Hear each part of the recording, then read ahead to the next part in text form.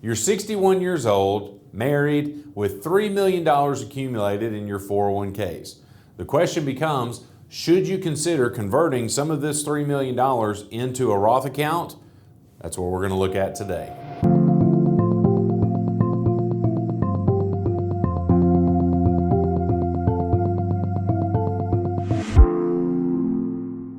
Hello, my name is John Vandergriff. I'm one of the owners and wealth planners here, a wealth planning team lead here at Blue Ridge Wealth Planners, where we help people create plans to transition effectively into their retirement years, or sometimes we meet people who are already retired and make sure that they are planning effectively for all the things that hit your life financially. And so one of those key areas that quite often doesn't get enough attention is the realm of tax planning, and that's what we're going to look at in our video today. And so a couple things before we get started into the meat of this. You may look at this as a tax planning. Nobody's ever had a conversation with me about that. You're going to see a link below this video. If at any time you feel like you would like to start a conversation about some of the things that we're looking at, feel free to schedule a time. That's going to pull up our calendar. We can schedule a phone call, a virtual meeting, or if you're somewhere near where we're at here in Tennessee, we'd be happy to sit down with you in person and see if these things, we could guide you in your individual situation.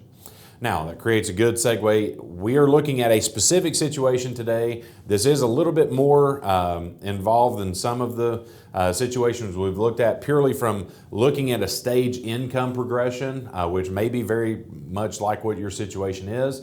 But even if it looks very similar, I would recommend that you consult with a CPA and someone that's going to help you with tax planning before you make any decisions here, just so that you have all the information available to make a good decision. And then, last but not least, if you like this content, please share it with other people. Comment below, let us know what you think.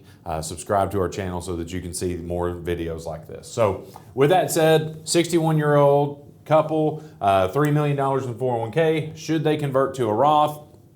That is a very important question where you need to look at a lot of things to consider what we're really looking at today. We're going to focus primarily on income and taxes, but really there's 5 areas that need to be planned for, and each of these could have some input into what type of decisions need to be made specifically in the tax conversation. So income, investments, taxes, healthcare, family legacy, all of these things are important, but are really driven by the objectives and goals that you have for yourself and your future as far as how you individually plan for this. So as we look at this situation, a lot of stuff here. We're going to unpack this. So both age 61, still working, $220,000 of wage income today, and planning to work another 4 years until age 65 so that they can transition well into Medicare. At that time, they've got a few things that we need to consider from an income perspective. First, they have a deferred compensation plan that will start the year they retire and pay them $80,000 a year for 10 years in installments there. Also, one of the spouses has a $30,000 a year pension that will start when they reach age 65. So again, also makes sense from a transitioning to retirement standpoint. Then we have combined Social Security at full retirement age, $66,000. Combined Social Security at age 70, $87,000. We'll show you kind of based on their situation which one we recommend. $3 million, as we said, in their 401ks, and then $1,200,000 in banks and non-qualified. And we'll show what kind of income that's spitting off, because there are dividends that we'll add into this particular situation. So a lot of things going on. You may have a similar situation where you have a lot of things to balance. Even more importance placed on making sure that you have a plan to put all these things together. So as we talk about Roth conversions, we need to kind of lay the groundwork and foundation here where we understand what this is, what the rules are, so that we make good decisions. So again, even if you have a high income today, you are able to do Roth conversions where you may not be able to do Roth contributions. Any money that's in an IRA or 401k is eligible to be placed in a Roth if you are willing to pay the taxes at whatever your tax range is at that particular time. Now, Roth IRAs need to be in place for 5 years before you can get completely tax-free distributions on the money that's in those accounts. Now, if you convert under the age of 59 and a half, you have to wait 5 years before you would leave the 10% penalty that the government signs for people under 59.5, but if over 59.5, the principal that you convert is actually available during that 5-year window, but the growth on that money would be taxable to you. So important to know that, so that if you're trying to convert large chunks of money, you may need some of that principal for emergencies or whatnot. You need to know what's available to you depending on your age at the time of conversion. Now, when we look at this, and again, to try to put some of the layers here into a little bit more of a structure. So going into our income conversation, this particular couple targets that they'll need $150,000 a year of income once they reach age 65. And so we've got to look at their income sources to see how we make that up. So as we said, $80,000 a year for 10 years coming from their deferred comp, so that takes care of a little over half. The pension, which starts at age 65, would be another 30, and then not counting Social Security, they've got $110,000 with Social Security, and without the deferred compensation, they've got $117,000. So as we look at this, what's interesting is when we take the $30,000, the $80,000, that's $110,000. But the $1.2 million that they have here in after-tax money is actually spitting off $3,000 a month or $36,000 a year of dividends. So that would be added as taxable income on top of the $220,000 of working income. So really their income tax rate today is at tax top dollar on $256,000, which would put their top tax rate today at 24%. So again, that's important to highlight because that's going to be the kind of starting point for any Roth conversions in today's environment. So again, as we said, $3 million in pre-tax money, $1.2 million in after-tax, $0 in tax-free positions like Roth IRAs that were existing before this, or properly structured life insurance plans. So again, they're very top-heavy, which is not unusual for us to see. We just need to start migrating these monies down so that they have more money that's after-tax or tax-free and not so tax-heavy in the positions they're holding today. Now, as we look at this, skipped ahead. So income today, as we pointed out, $220,000, $36,000 of dividends. So that puts them at $256,000 of taxable income now. And so as we look at this, 4 years from now, when they hit retirement, they're going to have a pretty good baseline level of income, assuming that their dividends don't increase, just keeping them the same. They're going to be at $146,000. And they need $150,000. So very minimal amount of need that they would have, if any, from the portfolio itself. So as you look at this, some people would say, well, gosh, why wouldn't we not just wait 4 years and do Roth conversions? Well, again, it depends on the tax code, because the way things are structured right now, the year 2026, which is 3 years from where we are currently, taxes are set to change. If nothing changes, it will expire and go back to 2017. We'll look at the brackets there that need to be considered, but that could be something that could trigger a higher tax, even for, as we look at it, a little over $100,000 less money. So as we look at this situation, we've got to factor in not just the dollars of income, but what percentage taxes we could be looking at in the future, and what does that lead us to make decisions with today. So as we said, $256,000 of income now, really in perpetuity, we're looking at their lowest income threshold being at $146,000, because even when this deferred compensation runs out, they're going to be in a situation where Social Security plus other factors are going to increase their income. So one of those, as we said, at age 70 is when their Social Security will max out. They start taking it at that time. That's $87,000 added to the pension and dividends and deferred compensation, because we still have 5 more years at this level. That would be $233,000 of income. So almost as much as they had when they were working, which again is a pretty substantial amount. But then we have to factor in a little thing called RMDs, which stands for Required Minimum Distributions. This is when the government steps in at today 73, but for this couple, since they won't get to RMD time until really 10 plus years from now, that will increase to age 75 based on the way the rules are today. And so as we look at this, if this $3 million grows at 4%, we already showed you that based on where they would be at retirement, they really don't need to draw anything from this portfolio. If they continue to grow it at 4%, did no tax conversions of any kind for the next 14 years, they're going to be at almost $5.2 million of 401k value, which means their RMD alone on that much money at age 75, based on the brackets and the percentages today, be $226,000 and change of income, which is pretty substantial because as we look at it, this is almost as much as their income was before by itself. So when we look at this, obviously they've got a few factors because their deferred compensation would drop off actually the year that they hit 75, but still they're going to have dividend income, pensions, Social Security, and RMDs. That all totaled gives them almost $380,000 of income.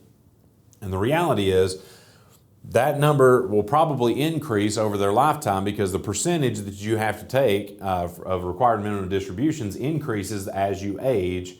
And even if your money is going down in value, you still could be drawing a higher percentage of it out. So as we look at this, we've seen a progression here from the lowest number of 146 all the way up to 380, and it has 100% to do with the way that this money has been saved and the rules around that. Because when you have pre-tax monies, the government's going to step in and make you take income even when you don't need it. Because I would argue in this scenario here, they may choose for inflation adjustment to take some money out of their portfolio, but they could choose to take it out of their after-tax pot that's got over $1 million in it and not have to take out this money if the government didn't make them. So that's the risk in a lot of the situations that we're looking at today is not necessarily that you need so much money that you're increasing your taxes, but what happens when RMDs come along and maybe forces you to take out a higher level of income than you're actually consuming at that particular time. So as we look at this, we want to look at just an understanding of what happens when we make a conversion, because a lot of people get this wrong in the way they understand it. They try to add too many things into this equation that have nothing to do with the taxes. So we need to look at a simple illustration here of if we have $100,000 that's in a 401k, what happens if we leave it alone versus what happens if we move it over into a Roth situation. So as we look at this, first example is if we leave it alone, nothing changes from the account balance because it continues to grow tax deferred. So you got $100,000 there. If you take this money out into the Roth and you have $100,000 that gets added to your income, it's going to go on top of any other income. For this couple, they're already in the 24% tax bracket. Adding $100,000 would keep them there, but for this example to be even, if we withheld this 24% from the $100,000, then that means you've got $76,000 free and clear of taxes. And sometimes when I hear people talk to financial advisors, they'll tell them because of this not to do a Roth conversion. Because if the market goes up, this side's going to make more money than this one. Why would you want to make less money? Don't do the Roth conversion. But we're not looking at the same buckets of money because this is still growing fully taxable. This, as long as it's in place, as we said, for 5 years, will get tax-free growth and tax-free withdrawal. So again, not the same buckets of money, not really the same growth levels. So as we said, to keep things fair and focused on taxes, we're assuming that we're investing it in the same thing for the same length of time, same return rate. That way we're truly focused just on the tax conversation. And so if that is the case, we know the 401k has grown to $200,000. We know the Roth account has grown to $152,000. So most people will say, yep, this is why you did not need to do this Roth conversion until you go to take this money out. And so as we look at it, if you take it out of the Roth, we already know that you have a full $152,000 at your disposal. The 401k, it actually depends on what the taxes are when you go to take it out. And so as we look at this, what's interesting is if the taxes never changed, what you notice is the bottom line numbers are exactly the same. So again, 24% out versus 24% in lends itself to the same bottom line. Now, the way that most people have been trained to approach retirement is actually not this way. They've been told that your taxes will actually go down during your retirement years. And so if that were to occur, because again, lower income, people think lower taxes. So let's say your taxes got cut in half to 12%. Well, that means you're in a position where you would actually have more money in the 401k by doing nothing than you would if you moved it to the Roth. So again, you're in a position where you're actually better off by growing taxable because the cost to go into the tax-free bucket was greater than the cost to leave the taxable position. I don't think that this is very likely for most of the people we talk to, but especially with this situation, because as we just went over, their income is going to be the highest income they've ever had in their life during those retirement years, specifically in those RMD years. And so if that is the case, or your situation finds out to be pretty similar to that, but even if your income goes down because of gross overspending that's happening in Washington, large amount of debt, taxes are going to have to increase to fix what's going on. And if that is the case and your taxes balloon up to 30%, again, you've got less money at the end of the day. And you may say, oh, well, that's only 6 percentage points. Well, I mean, 6 percentage points on $100,000 is $6,000 of extra taxes. So, you know, as we look at this, every $100,000 that's going to cost you $6,000, I would rather pay as little tax as possible whenever I could get away with it. So, you know, this is important to factor in, because if your taxes do go down, a Roth decision doesn't make sense. If your taxes could go up, and in this case, potentially a substantial amount, this is something to consider, and how much makes sense is what we're going to unpack here. All right, so we've got to have an understanding, even today, where the tax rates are. And as we said, they're in the 24% tax bracket with $256,000 of taxable income. That maxes out with standard deductions factored in at $391,000. So again, they still have some room to convert and stay within that bracket. What we've got to factor in, though, is how does that compare to the future? And so as we look at this, 2017's tax brackets are really what 2026's brackets will be based on if no changes occur, our current tax code expires. And what we've done is adjust this for inflation, added standard deductions at the time to it. And if we look at that, they would go from the 24% tax bracket today to the 28% tax bracket, which, as we said, is 4 percentage points higher on the amount of money that they have, could be a pretty substantial increase moving forward. And then, not to scare you, but to educate you a little bit, we need to factor in times that taxes were significantly higher. Now, these are not the highest tax rates we've ever seen, but with a top tax bracket of 70 compared to 39.6, and the top bracket of today is 37, what this should show you is taxes can get significantly higher. And not just for the top bracket, but as we see here, with this couple having, in today's money, $256,000 of taxable income, that would bring them to the 54% tax bracket with their top dollar if they were considering any kind of conversions, which again is 30% higher than where that number is today. So quite a substantial increase that we need to be sure that we're aware of, not just with the monies today, but as their income progresses through their retirement years. Because as we look at this, and I had to draw this income number down because it wasn't registering there, but today they're at $256,000 of income, at retirement $146,000, $233,000 once Social Security starts for them at age 70, and then $380,000 nearly of income once RMDs factors in. And so we've got to compare where their starting distribution from a 401k would be taxed at in today's brackets and all of these in 2026 and then 1981. So again, we'll run through each of these. With 256, as we said, 24, 28, and 54, if their income went down to 146 and we were able to stay in the brackets as they are today, you would actually get 22% as your top dollar in today's money, but 25% is where they would start, which is still higher than where those taxes would be today. And then 37% would be where they would be in 1981. As we start to ramp that income back up, you see these numbers start to look a lot like the numbers today, with this one just barely being under the 54.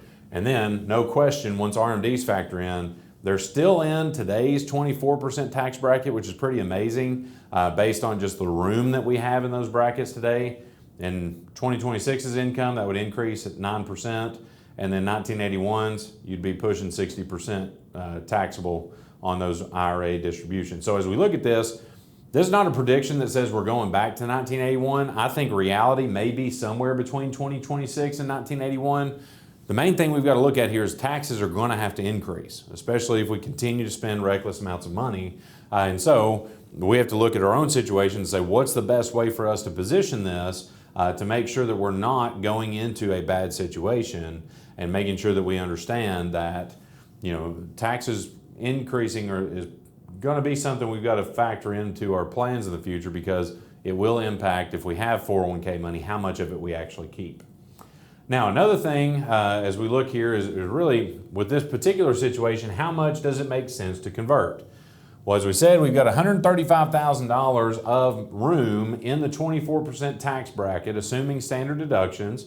There are a few things that we can do with people that can try to give them a little bit more room in those 24% brackets, but just for a simple situation, if we did that and then we went an equal part into the 32% bracket, that gives us $271,000 of taxable income. Cuts our 401k down, not quite 10%, but approaching 10% there, with an effective tax rate of 28%. So you say, well, John, why would we do that at 28%?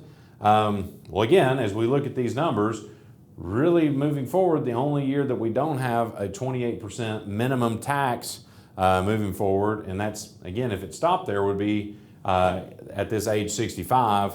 And as we said, that's after 2026 for this particular couple. So I think I would feel pretty good with the recommendation of doing 28% in this particular situation, maybe doing more, again, depending on how bearish they are when it comes to taxes in their own future situation. But one thing we do need to contend with that does factor in, once our income for a single couple or a single person gets to $200,000, a married couple gets to $250,000, we have the net investment income tax that we've got to add to any capital gains or income off investments. This couple has $36,000 of dividend income, which would get an extra 3.8% tax to it. And so, you'd want to be careful not to generate any long-term capital gains that would also incur that 3.8%.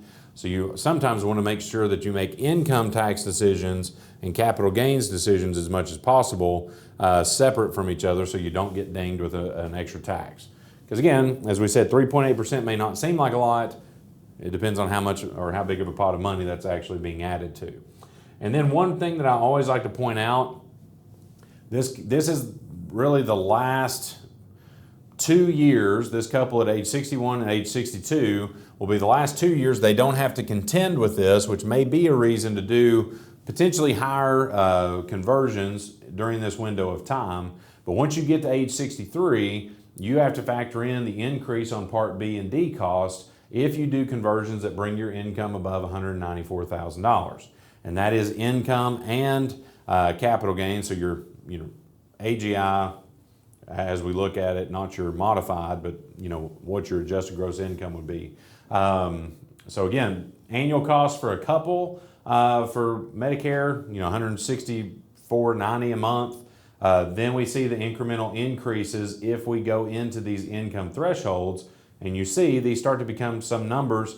That's a one-time cost 2 years later, but still you've got to factor that into the cost of conversion for this situation. And so, like if this couple was age 63, they could add, potentially a percent or two to their effective rate, depending on how high those income numbers go. So as we look at this, very important to know all the factors on the table. And as we said before, if someone's not had at least this much of a discussion with you about tax planning, they probably aren't going to, and you probably need some help. And so, like I said, there's a link at the bottom of this video. I would encourage you to click it, set a time where you can talk to one of our wealth planners here about your situation, see if some of these decisions could make sense for you and you as an individual, not just you as a retired person with a 401k, but really looking at the details of where you're at today, where you project to be at, and let that guide some of the decisions that we're making when it comes to trying to prevent the future taxes that may happen to you and your family. So as we look at this, a lot of things to consider: 401ks, RMDs, any income sources that you have. All these things need to be added together and factored into the tax planning that you do. And so hopefully this has been educational for you. You've learned some things. Share this video with other people, especially if they are going to be in a position where they're going to add several layers of income as they progress through their retirement years. And continue to watch, comment any questions or comments that you have below. And yeah, we look forward to sharing more of this content with you as we progress through the weeks and months and years of our lives. But thanks for joining us today, and we look forward to sharing more with you in the future.